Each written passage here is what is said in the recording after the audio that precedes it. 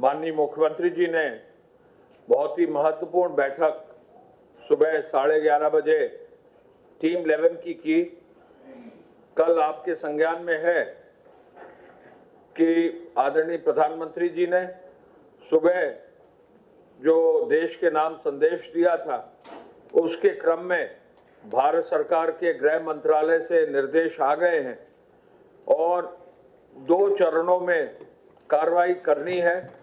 पहला तो लॉकडाउन जो है 3 मई तक सख्ती से अनुपालन करने का निर्देश दिया गया है और दूसरा 20 तारीख से यानी 19 तारीख की रात 12 बजे के बाद से 20 तारीख से कतिपय शर्तों के साथ कुछ सेक्टर्स में इकोनॉमिक एक्टिविटीज को बढ़ाने के लिए निर्देश है। उसी कड़ी में आज जो माननीय मुख्यमंत्री जी ने बैठक की है, उनके निर्देश यह है कि ऑनलाइन पढ़ाई की व्यवस्था को एक स्थायी मॉडल पूरे प्रदेश में बना दिया जाए। पूरे प्रदेश में ऑनलाइन पढ़ाई की व्यवस्था के लिए बेसिक शिक्षा में भी, माध्यमिक शिक्षा में भी, उच्च शिक्षा में भी और प्राविधिक शिक्षा में भी और व्यावसायिक शिक्षा में भी, साथ साथ मेडिकल का जो शिक्षा है और नर्सिंग की शिक्षा है, पैरामेडिकल की जो शिक्षा है, उसमें भी ऑनलाइन पढ़ाई की व्यवस्था को सुनिश्चित करने के लिए संबंधित विभागों के अपर मुख्य सचिव और प्रमुख सचिवों को उनके द्वारा निर्देश दिया गया है कि इसको बहुत ही मजबूती से एक स्थायी व्यवस्था के रूप में टेक्नोलॉजी का इस्तेमाल करते हुए पूरे प्रदेश में इसको छात्रों के हित में लागू किया जाए। ऑनलाइन शिक्षा व्यवस्था को व्यवस्थित और बृहद रूप दिए जाने के लिए जो भी कार्रवाई होगी, इसका ये फायदा होगा कि लॉकडाउन अवधि में विद्यार्थियों की शिक्षा पर कोई प्रभाव नहीं पड़ेगा और इसके दूरगामी और पॉजिटिव रिजल्ट्स आएंगे। बैठक में माननीय मुख्यमंत्री जी को अवगत कराया गया कि उच्च शिक्षा विभाग ने जो निर्देश उन्होंने कुछ दिन पहले दिए थे, अब तक 31,939 यानी 31,939 ई कंटेंट तैयार कर लिया है और 2,29,000 छात्रों को जो है ऑनलाइन जो है डाउनलोड करने से कनेक्ट कर लिया है। साथ साथ अब तक उच्च शिक्षा विभाग में ही केवल 75,921 75,925 ऑनलाइन क्लासेस संपादित कर दी गई और अब तक उच्च शिक्षा विभाग के अधीन जो विभिन्न फैकल्टी यूनिवर्सिटीज और कॉलेजेस में हैं, 55,046 फैकल्टी ने ऑनलाइन जो शिक्षा है उसमें भाग लिया है और औसतन ये एक पॉजिटिव जो है पहली खबर हम लोग दे रहे हैं, औसतन 80,000 विद्यार्थी जो है ऑनलाइन प्रतिदिन जो है हमारे प्रदेश में केवल उच्च शिक्षा विभाग के अधीन कोर्सेज में हो रहे हैं। कल जो ये संख्या थी 80,328 छात्रों ने ऑनलाइन क्लासेस में सम्मिलित हुए हैं। ये एक बहुत पॉजिटिव डायरेक्शन में लॉकडाउन होते हुए भी ऑनलाइन शिक्षा आगे बढ़े, क्वालिटी एजुकेशन मिले, अच्छे टीचर्स के अच्छे कोर्सेज विजुअली उन तक पहुंचे और ऐसे में लॉकडाउन का कोई भी प्रभाव शिक्षा पे ना पड़े। ये एक मजबूत निर्णय माननीय मुख्यमंत्री जी ने लिया है और इसका इम्प्लीमेंटेशन भी अब शुरू कर दिया गया है। प्राविधिक और व्यावसायिक शिक्षा में भी ऑनलाइन पाठ्यक्रम अब शुरू कर दिया गया है। आज जब उन्होंने समीक्षा की तो प्राविधिक शिक्षा में भी 2,736 घंटे का ई कंटेंट अपलोड कर दिया गया है और लगभग 9,000 टीचर्स ने जो है प्राविधिक शिक्षा के ऑनलाइन जो है जुड़े हैं। अब तक बीटेक के, एमसीए के, एमबीए के, बी आर्किटेक्चर के, बी फार्मा के 2,06,305 स्टूडेंट्स ऑनलाइन जो है पाठ्यक्रमों में भाग ले चुके हैं और अब तक आईटीआई में जो आईटीआई में व्यावसायिक शिक्षा होती है उसके 70 सेक्टर्स में भी लगभग 5 lakh students e learning platform पे आ गए। ये टेक्निकल एजुकेशन में और वोकेशनल एजुकेशन में भी आमूल चूल परिवर्तन आया है। और जो स्किल बेस्ड प्रोग्राम्स है एनसीवीटी के, उनमें भी ऑनलाइन लर्निंग स्किल डेवलपमेंट का भी जो कार्य है वो ऑनलाइन काम शुरू हो गया है। इसके लिए फैकल्टी को ऑनलाइन इंटरैक्टिव क्लासेस और असेसमेंट करने का भी, स्टूडेंट का असेसमेंट भी करने के लिए निर्देश दे दिया गया है। ये एक बहुत ही महत्वपूर्ण स्टेप है और पूरा प्रदेश और पूरे प्रदेश के जो छात्र और छात्राएं हैं उनका आह्वान होगा कि जो भी जहां भी वो है वो अपने ऑनलाइन कंटेंट को एक्सेस करें। दिन में, शाम को, रात को, जो भी उनको समय सहूलियत हो, आप अपना डाउनलोड करके अथवा ऑनलाइन जो है अपने कोर्स का उसको देखें, पढ़ें, सीखें और अपने फैकल्टी से इंटरैक्ट करें। दूसरा महत्वपूर्ण निर्णय जो माननीय मुख्यमंत्री जी ने लिया है वो स्वास्थ्य विभाग के संबंध में है। स्वास्थ्य विभाग के विभिन्न चिकित्सालयों में इमरजेंसी सेवाओं के संचालन की अनुमति अब दी जाएगी। इसमें निजी मेडिकल कॉलेज और निजी चिकित्सालयों के चिकित्सकों, पैरामेडिकल और नर्सिंग स्टाफ को भी प्रशिक्षण दिया भी जा रहा है। आगे भी इसको प्रॉपरली प्रशिक्षण दिया जाएगा।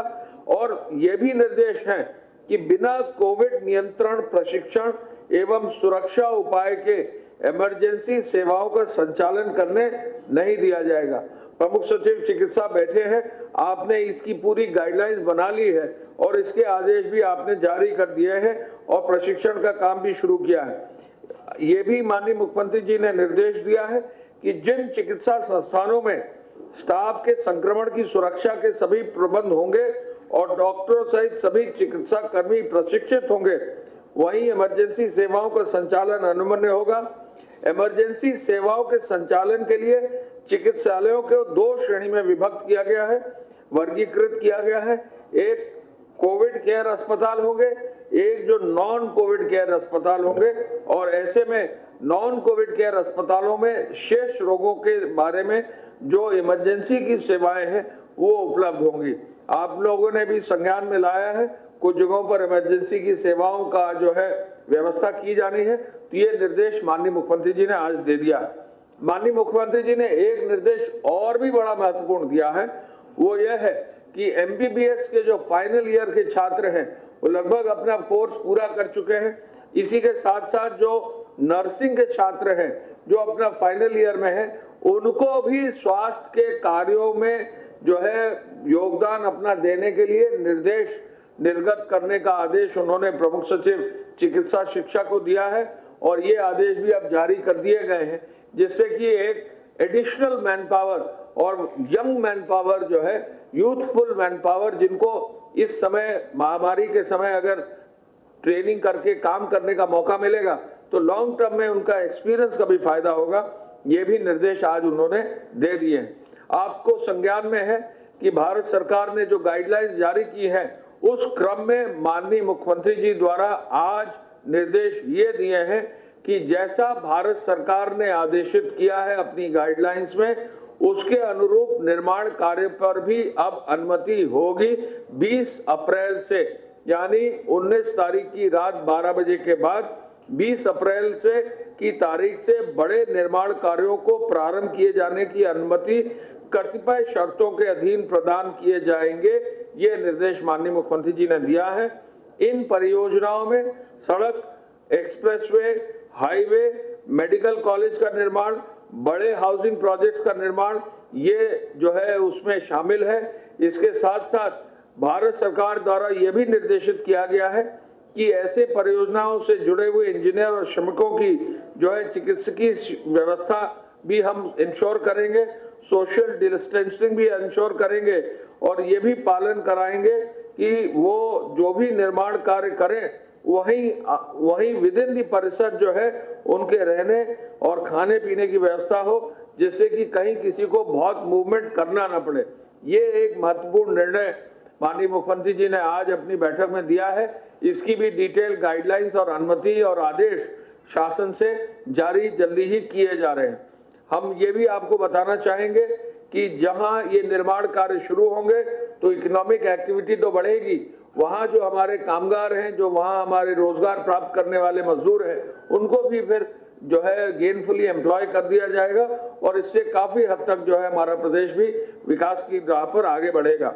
उद्योग विभाग के लिए पहले ही आपको मालूम है, मैं डेली आपको बता रहा हूं कि दवा के जो मैन्युफैक्चरिंग के जो यूनिट्स हैं, मेडिकल सुरक्षा से जो जुड़े हुए यूनिट्स हैं, आटा मिल है, दाल मिल है, राइस मिल है, इसके साथ साथ आवश्यक वस्तुओं से जुड़े हुए जो सामग्री के निर्माण के उद्यम है, उनको पहले ही प्रदेश सरकार ने अनुमति जारी कर रखी है।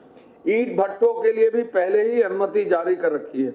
चीनी मिल के लिए और फूड प्रोसेसिंग, खाद्य प्रसंस्करण से जुड़ी इकाइयों को भी अनुमति जारी कर रखी है।